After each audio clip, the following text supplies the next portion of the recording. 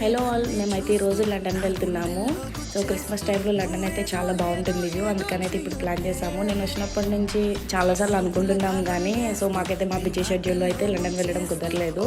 So finally అయితే ఇప్పుడు plan చేసాము. నాకు బాగా హెడేక్గా ఉందని క్యాపుచినో కాఫీ అయితే ఆర్డర్ పెట్టుకున్నాను. ఇక్కడైతే నార్మల్గా షుగర్ అండ్ ఇంకా ఇవైతే యాడ్ చేయరు, నార్మల్గా ఇది ఇచ్చేస్తారు. తర్వాత నేను మిల్క్ అండ్ ఇంకా కాఫీ పౌడర్, షుగర్ ఇవన్నీ యాడ్ చేసుకున్నాను. తర్వాత మా బాబు కొంచెం తాగుతా అంటే తనకి ఇచ్చాను.